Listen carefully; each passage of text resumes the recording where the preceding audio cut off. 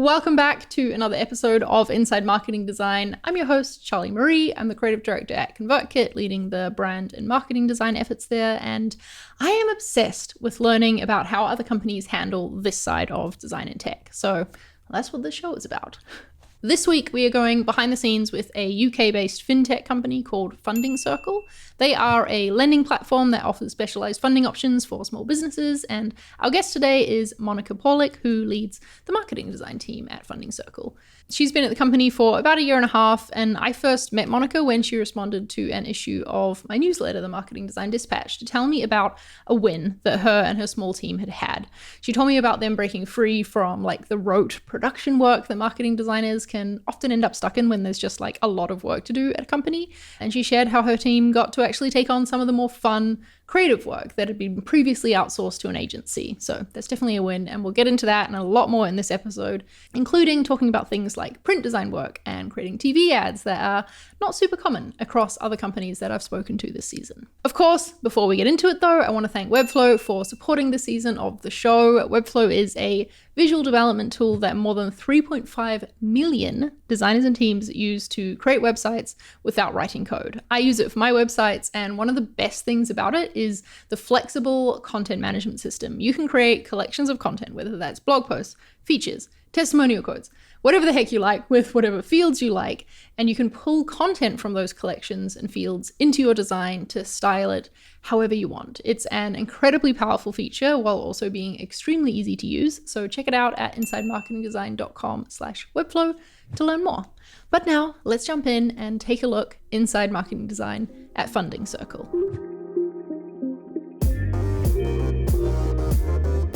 Welcome to the show, Monika. I'm super excited to have you here and to be able to dig in on more of the exciting things that, you emailed me about the impact that marketing design and you and your role have had at Funding Circle. So, let's just get started there. Tell us about your role leading the marketing design team. What are you responsible for? How big is the team? Give us the lay of the land. So in marketing design, we've actually always been a very small team. When I started about a year and a half ago, there was only me and one marketing design manager. He'd since left the business around early April. So luckily, by that time, we'd already started the hiring process for a new marketing designer to help me out a bit. And he joined the team 10 weeks ago. But there was a short period of time where I was the sole person responsible for delivering on all of our marketing campaigns. I know that feeling well. Yep. So we were really relieved when the new marketing designer joined the team. So now there are two of us, and that definitely makes the workload easier to manage, especially as the design needs of the business are really expanding at the moment. So just for context, we have 20 people on the marketing team. And then within that, we've got sub-teams who focus on different channels. So for us, that would be email, direct mail, digital and social media. And then we have our broker and introducer channels in our B2B2C space. And then we have internal and external comms. So with all of that, we kind of have this fast moving marketing machine that needs design support pretty much around the clock. So we definitely have our hands full.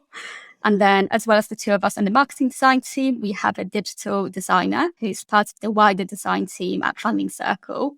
And he kind of sits between marketing and product. And he's basically like our After Effects wizard. And we kind of pull him into projects whenever we have a social asset that needs animating or a video that needs editing and so on. And then in terms of my role, it has kind of evolved over the last few months because last year, in the space of a year, we lost both our head of design and the marketing design manager who hired me. So there was suddenly all of these gaps that needed filling. So with the new marketing designer joining, I stepped up to more of a management role. So now I'm generally responsible for setting our creative direction and maintaining processes and just making sure we stay on track as a team. Nice. Wow, that's a lot of change then for you to have gone through in your year and a half at the company so far. Yeah, quite a bit. Yeah, well done for tackling all that. Where does so you're part of the marketing team, right? Marketing design fits within the marketing team. Where does that team fit within the wider org structure of company? This is where we've had a bit of a reshuffle lately as well.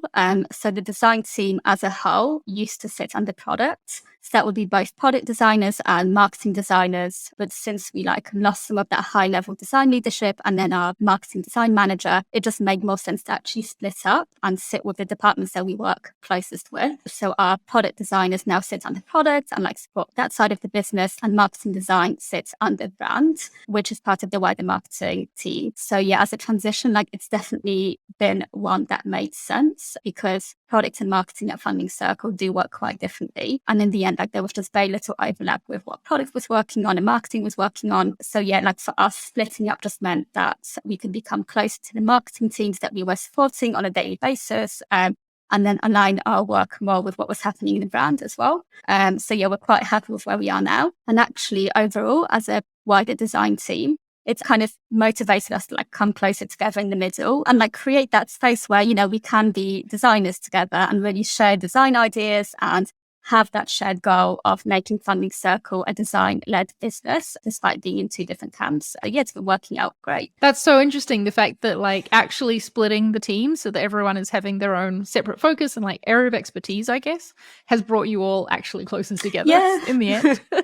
Why do you think that is? I think it's since we lost some of that design leadership, we've kind of had to really, really come together as a team. And it's just nice to bring the designers in the company together and actually talk design. So even though it made sense for us to split to a more practical perspective, we're still all designers and we still have things to talk about and we still need to align the UX side of things with the marketing side of things. So yeah. Yeah, that makes a lot of sense. Tell me a little bit more about the rest of the designers in the company, about their roles and more about how you collaborate. Is it more than just giving feedback in these joint design team meetings? So yeah, so there are two of us on the marketing design team, and we now have two product designers, literally as of a few weeks ago, because for a long time we only had one person. And then there's our digital designer who sits in the middle. And yeah, like I said, even though we support different sides of the business, we're a very close-knit team. And like you said, we still have our day in the office once a week where we sit together in what we call our design corner, and those are kind of dedicated design days where we can just hang out together, share ideas and collaborate. And yeah, especially since our head of design left, we all kind of became jointly responsible for running the whole design function in the company. So we've really come together in fulfilling that role as a team. And I think that's what actually brought us together. And yet, even though we don't actually work together directly on most projects, we have actually collaborated on our new website refresh, which is due to launch in a matter of weeks. By the time this is live, the website should be live, hopefully. So yeah, over the last year, we've basically been working on refreshing our website UI and just generally updating some of our elements of our visual brand, which has been a huge effort. Our single product designer at the time was basically solely responsible for building a whole new component library.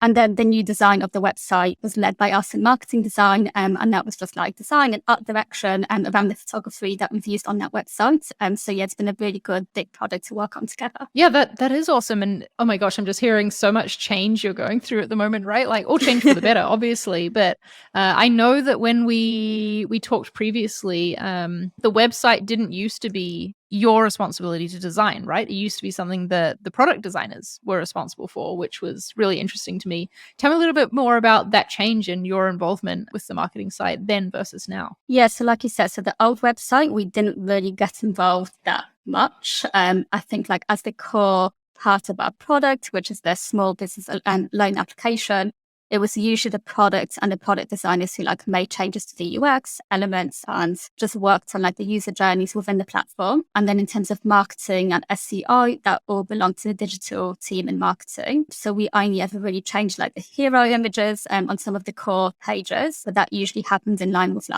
launching a new TV campaign. And even then it was kind of a bit of an afterthought. But yeah, with Project Refresh, definitely, because we're taking a more design-led approach with it, we're eventually introducing a CMS as well, which we didn't have on the old website. So yeah, so the hope is that we'll have more flexibility in updating elements and just generally be able to take a more creative approach to how our brand elements like campaign appear and live on the new website. So speaking of this refresh and the Funding Circle brand in general, I'd love to hear how it is you describe that. What does the brand show visually? Funding Circle is the UK's #1 lending platform for small businesses, and we're really proud to be small business specialists. So like one of the main reasons why customers might come to Funding Circle is because for whatever reason they can't get along with a traditional bank. So in that respect, like we've always seen ourselves as the alternative to traditional lenders, because we're led by cutting edge tech, and we specialize in really understanding small businesses.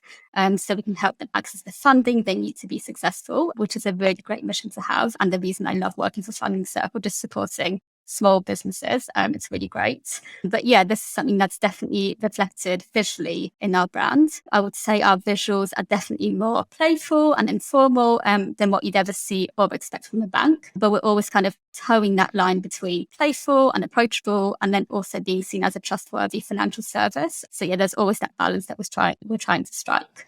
And historically, actually, like a lot of our marketing assets have featured a visual from a TV campaign that we would have on at the time. So then our job as marketing designers would be to take that creative, whatever it may be, and integrate it into assets across channels. And most of the time that works really well, right? Because you've got all of these high value visuals that look really premium and professional, and then they link back to that ad that you might see on the telly. And it was usually enough to like visually carry our marketing campaigns alongside our base brand elements like colors and typography. And we have produced like really, really cool, quite out there TV creative over the last few years. At the moment, our TV ad concept is based around this idea of business owners growing these purple Muppet hands. And the main idea is that, Funding Circle can be the lending hand for your business. And they're really cute. Like they're actually physical purple Muppet hands that we can kind of create assets with. So actually the agency that we worked with to produce that ads have created like a bunch of static and GIF assets. So we're really all about putting giant purple Muppet hands all over our marketing, which is very useful actually. Like when you need to like point to a CTA or like a cute thumbs up in a DR email. Yeah, so practically they're working really, really well, which is great because there definitely have been times where a TV creative like didn't necessarily lend itself as well as other marketing assets. And that's when we definitely kind of stuck because we've relied on campaign visuals to carry our marketing for so long. Our core brand elements like hadn't exactly evolved to function independently. So this is a big thing that we're focusing on now with the new website and the refresh. We're really looking to create like a richer, more layered core brand, just so we have something a bit more neutral to fall back on. If a TV campaign just doesn't quite work for a particular reason. So for instance, like if there's a financial crisis or like another pandemic, purple hands might not be the most appropriate thing to have on a newsletter. And you need to quickly pivot to something else, right? Yeah. So we're really trying to mitigate that. Oh, that's so interesting. Yeah, to think that most of the brand visuals you're using came from the TVCs. So you were like, really constrained to that in a way, and that now you're having a little bit more freedom, and perhaps the TVC creative will come more from the space brand and the visuals that you've been creating now too. Yeah, like so the idea is to definitely have both, like definitely have that core visual brand and then be able to like integrate the campaigns into it, but also be able to take them out as and when we need. Let's talk more about producing TVCs then, because that is not something that a lot of tech companies do. We may, like earlier in the season, we talked to the team at Monday.com who produced an ad for the Super Bowl, but that was very like, that one TV spot, but very digital, mostly for the campaign. So I'm definitely keen to learn more about this. I'm sure our listeners will be too. How often are you producing new TVCs? Let's start there. So yeah, we've definitely had a fair few over the last few years, purely because we've had to like recalibrate some of our more positive messaging around COVID when times weren't so great for small businesses. So we've had about 4 different TVCs over the last 4 years. So yeah, definitely lots of challenges to the marketing design team to like integrate those into a whole new set of assets every time. But the idea of lending hands is definitely to have it there for a longer period of time. So we don't have to keep like switching over and to have something a bit more evergreen that we can just use long term alongside a more neutral core brand. Oh, interesting. So will the like Muppet hand thing sort of become like a mascot, I guess, for Funding Circle? Yeah, that's at least exactly for the it. life. Yeah. Yeah, that's how we're calling it. And what about your involvement in the process of making TVCs? Do you get to like contribute to that? Because I can imagine it would be a pretty fun thing to work on as a marketing designer. And like, what does that process look like? Yes, actually, anything relating to commissioning a new TVC, so that's from like sourcing a creative agency to managing that whole process, usually falls under brand leadership. But where we as designers do get involved is making sure that whatever's decided on, we get the supporting assets or anything else we might need to integrate that campaign across channels. But yeah, it tends to be a very open process. Like we're usually involved in all the feedback stages and get to like peek behind the scenes when an ad's being made. But I think because it's such a big investment, the big decisions tend to be made on a high level, and definitely like producing a campaign that can integrate well across channels has been a learning curve for Funding Circle. And this is something that we're increasingly prioritizing when looking at creative pitches from agencies, because we've learned that, you know, you can have a great TV ad, but if that creative doesn't really stretch beyond the TV screen, you kind of have to have that core visual brand that's like strong enough and varied enough to fill that gap. So that's definitely where we're heading now. So since you were so used then to working with campaign creative that comes from these TVCs, and like that is the main visuals that you work with, how did you as a design team settle in and like decide on what this neutral brand would look like going forward? It kind of started when we looked at refreshing our brand look and feel with the new website. We definitely wanted to reflect how that brand has evolved over the years, because our brand guidelines just hadn't really been updated for a long time. And then we as designers began to take a more flexible approach with it. Making up your own rules. Kind of, yeah. But that's actually, you know, that's given us a better idea of how that brand wants to be used organically. So like, for example, our official brand guidelines would have purple and orange as like the core primary colors. But then I tend to be a more reserved designer when it comes to using color in general. So I was more drawn to like the grays and like the slate side of the palette. So I kind of use that for blocks and then use purple and orange as more of the like accent color. And then we did all eventually agree that it makes our assets look a bit more premium. So now we really have a chance to formalize some of those findings and have the actual brand and use as the basis, which is really exciting. And then in terms of creating that rich, like layered visual brand, we're just starting to explore how to make it as robust and like future-proof as possible. We're really growing as a business, and we're actually launching some new products later this year. So we really need to think about creating a design system that can support us having multiple products as well. So with the research, like we're definitely starting with some solid fundamental elements, like we've introduced new photography, which looks great. And then we've introduced new colors to kind of signify all the different products. And we're introducing circles as well as like a graphic device, which we didn't really have before. So that's already giving us a lot of flexibility. But the idea is to definitely build on those elements and create that solid neutral style. And we're actually working with like an external creative agency as well to help us with the discovery and development process for this. And it's become like a really nice creative partnership where they're helping us take our visual brand to the next level and giving us that outside perspective that we might not necessarily have working in-house. Yeah, this is coming up honestly as a trend, as I've been talking to companies throughout this season about brand refreshes or rebrands. There's a lot of getting an outside agency involved for that, third-party perspective. That's really interesting. Tell me more about how you typically outsource to agencies at Funding Circle, because I know this is not like the first time that you've done this, right? You also do it for TVCs.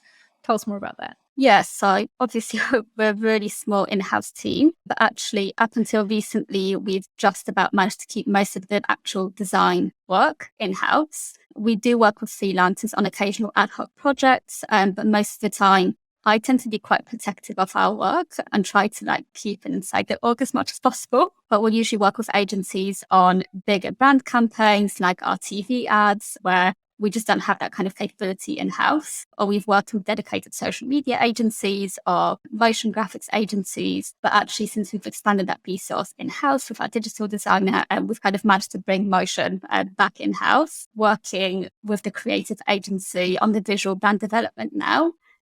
Kind of feels new. I'm really beginning to see the benefits of actually handing off some of that work to an external party and kind of seeing how their perception of our brand differs from how we see it internally. It's still definitely a challenge to let go because it kind of feels like the agency gets to work on all the fun bits while we still have to do the marketing meetings and we still have to tick off all the tickets.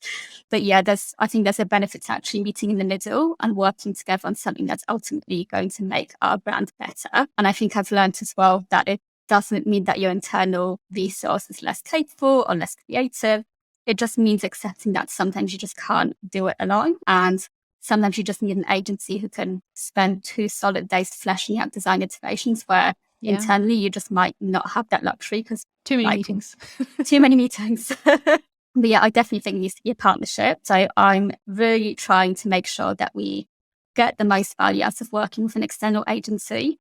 So rather than being given out of the box ideas, we're actually there to brainstorm and workshop ideas together and do some of the design work as well. And that means that a lot of that value will ultimately stay in-house and enrich the internal design resource instead of competing with it. Yeah. And also all the context you have as an in-house designer, right, is so important. The brand, because as we know, a brand is more than visuals. So the brand perception and what Funding Circle is trying to build much better than an agency can. Absolutely. Because you've got all this experience.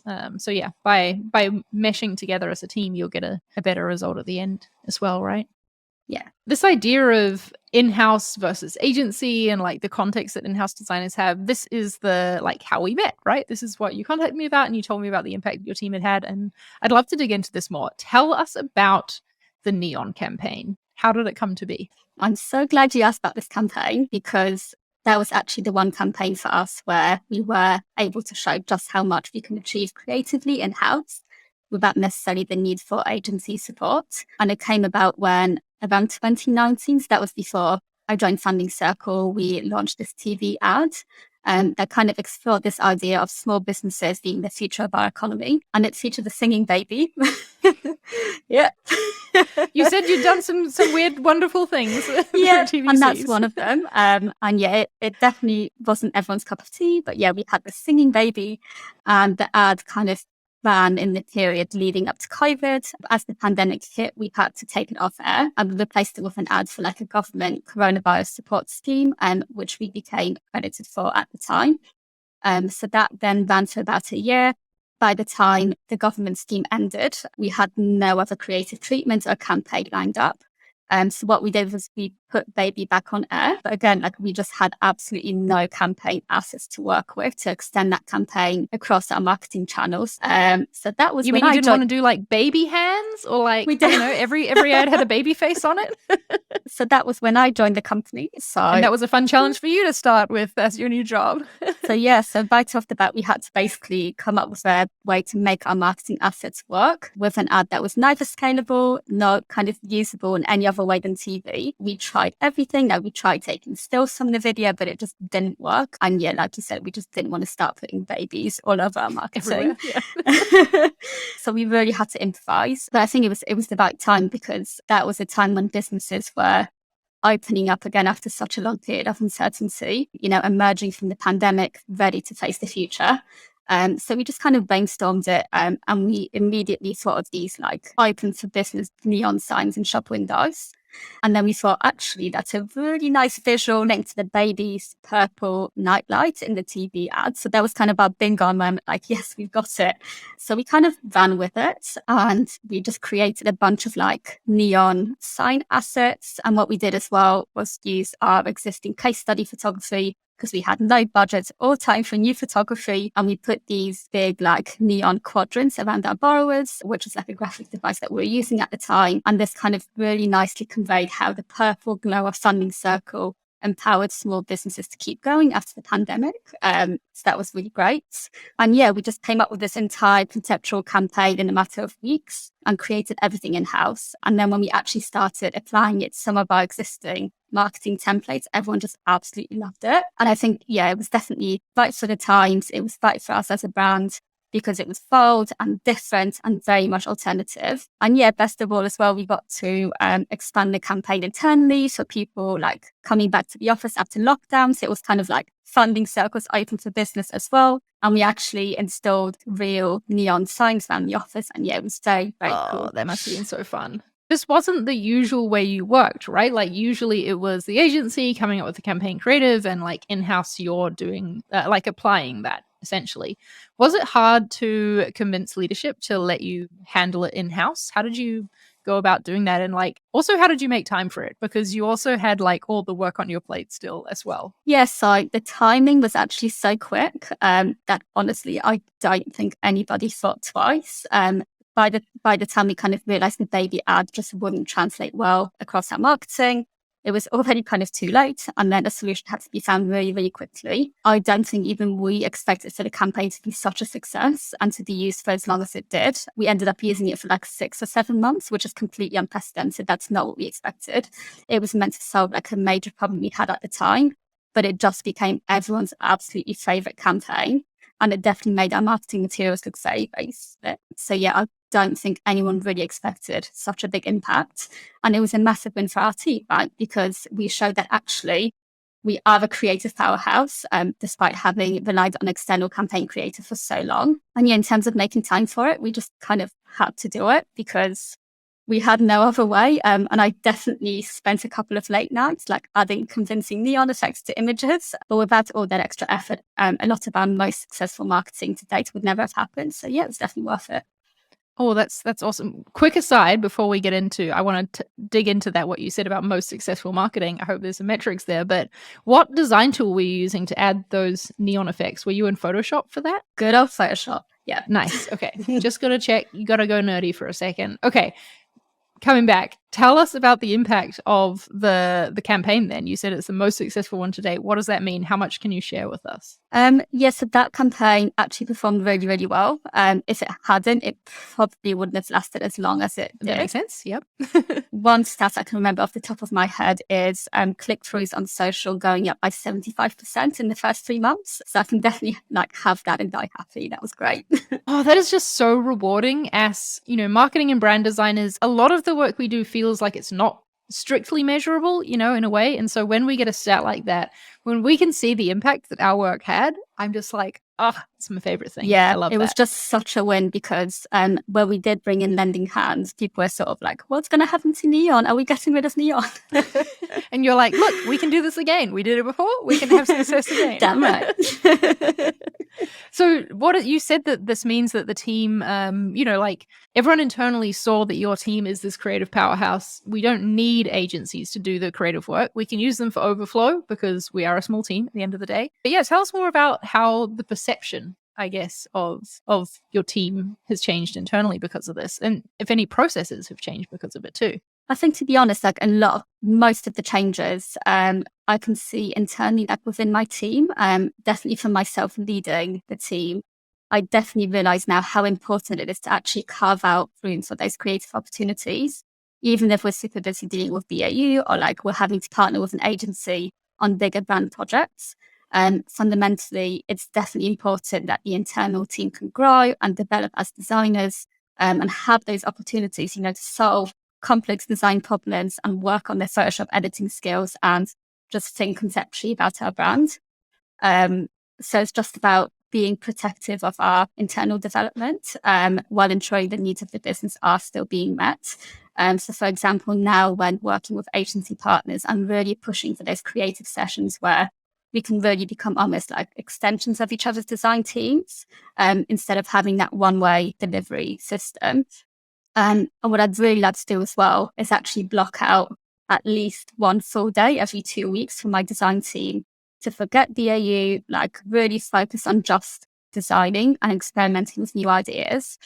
It's not always possible and we're definitely not quite there yet because we're just so busy, but it's something I'd definitely like to see happen in the future. Yeah, it's so important, right, to have that creative freedom time because that's investing in the long term, in the short term, we need to get these ads shipped, but we also need to know, like, what do we want to be 6 months from now, a year from now, and carving out that time. Yeah, agreed. I also need to do that more and also am not prioritizing it at the moment.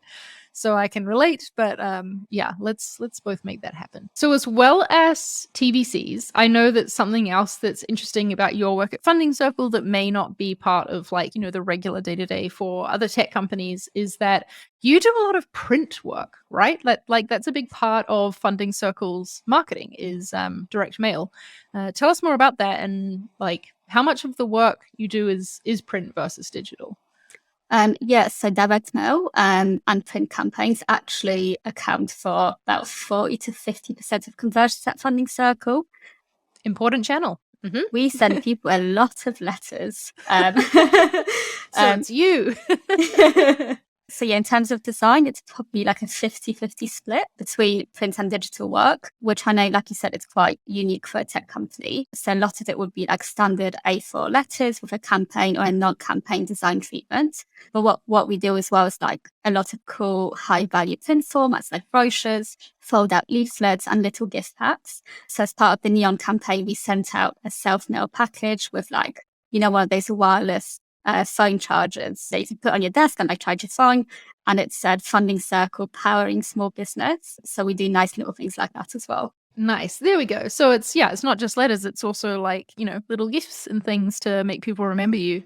Oh, I like that. What do you find the differences are between designing for print in comparison to designing for digital? I used to do a lot of print design. Like that's where I got my start in design. And these days I would say I maybe have to think about print once or twice a year, and usually it's like someone needs a business card. So I feel like I've forgotten all about this now. So yeah, tell us what it's like for you. So I absolutely love designing for print, and I love using InDesign. I just love it. Call me old school, but I just love InDesign. So it's just as well we get to do a lot of that, but it's definitely more time consuming, and there's more pressure on like getting that final artwork absolutely perfect before it goes to print. You can't do any like fixes after it goes live, can you? Nope. And there's definitely also tighter deadlines that you can't usually push back on. So creative print projects will definitely take up more time and resources.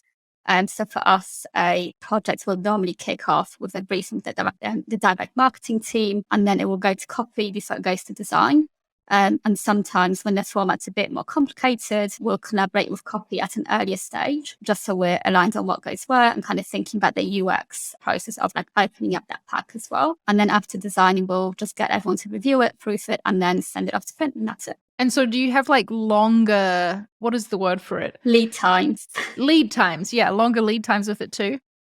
Yeah, if we're lucky, yeah. But yeah, we usually like prep print campaigns like 2 weeks before print. So we just have time to like go through the print process and then send them on the date they're meant to be sent. Well, let's talk about the print process, because this is something that I remember finding quite fun in my first graphic design job where I did do a lot of print work, was getting involved with that. What level are you able to like review the proofs and that sort of thing with these campaigns? Yeah, not really. So once we export a file for print, our job usually ends there. I think in an ideal world, like we'd love to be reviewing the wet proofs, especially for those high value print projects. But we usually have to turn them around so quickly that we just can't afford waiting for like an extra 4 or 5 days for the proofs to come back. So we generally just like trust our print partners to get all the Pantones right. And then the first time we'll see a campaign is when it lands on our doormats. Oh, wow. So you get sent your own campaigns. That's really fun. Yeah. Yeah, now that I'm thinking about it, in the graphic design job I worked in, the printers were like sort of just down the road from our office. So we got print proofs very quickly from them. So yeah, maybe that's why I was able to be so involved in it. But another interesting thing about print work versus digital, because we were just talking before about how great it is as designers to be able to measure the impact of our work and like, oh, that's fun to get those metrics. How do you measure the impact of your work in print assets? Because it's not like someone is like clicking on that letter and you're tracking that click, you know? That's an excellent question, actually, because before I started working at Funding Circle, I definitely used to think that it was harder to measure the impact of print assets versus digital. Because, you know, you haven't got the click-through rates or interaction indicators that you can measure. And therefore, the performance metrics just wouldn't be as precise unless you have like a QR code or a dedicated phone number for print channels. But actually what our marketing team at Funding Circle is really good at is measuring the impact of our print campaigns. Basically, we just send a lot of volume. So if you're a qualifying small business in the UK, you will have received a marketing letter from Funding Circle, which kind of makes our success and failure highly measurable. And then in terms of conversions, we know exactly which businesses and addresses we sent to from our database. So we know if they respond by filling out a loan application. And again, you can never be 100% perfect, but we do have a strong baseline of what print campaigns do to our overall conversions in the business. So our predictions can be very accurate just on that basis. I don't fully understand it, but it's a very well-oiled machine. I wonder if it sounds sort of like measuring brand advertising, right? Where it's hard. Brand ads, like general awareness ads, aren't designed to get people to click straight away. Like, it's great if they do, but it's not the whole point. And so we sort of test different markets, or it's on-off testing where it's brand ads were running during this period and we got this much traffic. So I imagine maybe something similar for the campaigns where it's we know we sent out this letter in this month and this is all the traffic we got. So probably it had an impact. What we do as well is a lot of creative format testing. So whenever we want to do a cool new print format, like a gift pack or a print pack that's just a bit more interactive. Like the wireless charger? Yeah. We'll usually send it alongside a control version that we've tested before so we can measure the direct impact. And what we have actually seen is that creative packs do have a positive impact on our conversion. So we're always looking to do more of that and just keep learning by testing things out. Oh, that's fun to know as a designer as well. If you're look, the data shows that if I do something more creative than just sending an A4 letter, we're going to get better results. So let me do something fun. It's very satisfying, yeah. That's awesome. Okay, we've talked about a few challenges that you've been working through at Funding Circle throughout this episode already, but I'm curious to hear what are some of the main ones you're facing right now? Either you and your role, in this new space, leading marketing design efforts, or perhaps as a team? So yes, as a wider design team, we are definitely working to make Funding Circle a more design-driven business. And that kind of means pushing the boundaries of what we've done previously. At the moment, with the Refresh project, we're also looking at redesigning all of our existing marketing assets, just in line with the new design style. Just all of them, yeah, bit by bit. There's a lot of work to be done there. Yeah. And one of my main objectives actually is to deliver a tight and robust set of brand and design guidelines off the back of that project, so we can make sure the new standards we are trying to set for the business stay with us long term. And then also we're transitioning into a multi-product world and launching multiple products alongside our core small business term lines. Over the next few months, we're really trying to figure out what that multi-product phase of the brand is going to look like and how we kind of properly differentiate between the different products visually while still making them look part of our core brand. And I think the main design challenge is that we're a really, really fast-paced tech business, and things are usually developed and launched before we've had a chance to think about it or come up with the whole complete design treatment. So over the next few months, it's definitely going to be about living with temporary inconsistency until we've just gone through all the beta phases and learned what does and doesn't work. So yeah, we'll just really need to learn to embrace agility as a team. Yeah, and definitely sounds like as a team, as a design team, you're sort of self-governing the standards of the brand, right? Like you said, that you don't have the leadership there and you're doing it together as a group. And so it'll be really important to as you ship things that are temporary, just remind everyone, this is temporary and we are going to do this differently because we can do better than this. Yeah, that's what I always find myself doing as well, is we're going to ship this now because I know we need it quickly, but I'm not proud of it and I want to do it again later. And what about you in your career? I mean, you've obviously accomplished a lot since starting at Funding Circle, and your role and responsibilities have sort of changed a bit over that year and a half as well. But what's next? What skills are you building next? What growth are you looking for in your career? So I've been thrust into the world of team management in the last few months. And while it's really exciting and where I kind of always want it to be, I still have to learn a lot about creative leadership and just managing a small in-house design team. So I'm just reading a lot of management resources and focusing on being the best leader I can be. Oh, I love that. If you need a recommendation, then I'm going to suggest for you Making a Manager by I'm reading Julie that Zhu. at the moment. I'm literally reading that. It's fantastic. Yeah, it's fantastic. Mm-hmm. Yep, I read it when I started leading the brand team at ConvertKit, which is still feels pretty new to me. It's only been a couple of years, and it was a great read. So I love that. Let's end by talking about what you are proud of. And obviously, you could answer everything that we've talked about, all the wins that we've shared in this episode, but is there a certain like project or impact from your time at Funding Circle that you're most proud of that you want to share? The neon campaign and how well that 75% increase in conversion. Yep. But honestly, like I think I'm most proud of how far we've come as a wider design team and how tight knit we've become. You know, despite no longer having a head of design, to create that unity between marketing and product, we're filling a lot of those leadership gaps in both products and marketing just by sharing ideas and striving towards the same goal. And this is already starting to have a massive impact on our work across the business. And all of our designers are just wonderful, like insanely talented guys. And yeah, I just couldn't be happy with where we are as a team right now. That's awesome. Well, it'll be exciting to see, like, look at this new website that by the time this episode is out, like everyone can go and look at it and see the hard work that your team have been doing. And yeah, just seeing how things evolve from here. Thanks so much for everything that you shared today, Monika. Thanks, Charli. Now, I don't know about you, but I just loved Monika's attitude towards her work. You can really tell she takes ownership of the projects on her plate, right? And isn't simply like churning out briefs from the marketing team. She has a vision along with the rest of the design team for what design can do for Funding Circle, and she's working to bring that to life. And I find that really inspiring. I often hear from marketing designers who are feeling frustrated that they can't take on the projects that they want to work on, or that there's not perhaps the design culture that they really want within the company they're at. So if you are in the situation, I hope you can learn from what Monika shared today and just open your mind to the possibilities that could come with you deciding to step up and take ownership of those things. It was really fun to get to talk print too, going back to my print design roots, and especially surprising to hear just how much of the conversions that drives for Funding Circle. 40 to 50% is a lot from print. So thanks again to Monika for all the insights she shared today. I'll leave links in the description and the show notes where you can follow her and her work. And thanks again to Webflow for sponsoring the season. If you or your team is looking for a website building tool that has all the ease of a drag and drop editor without any of the like clunky code that comes along with those usually, then head to insidemarketingdesign.com/webflow and you'll find all the episodes of this season so far, as well as the past ones in both video and audio format at insidemarketingdesign.com. Thanks for listening, and I'll see you next time.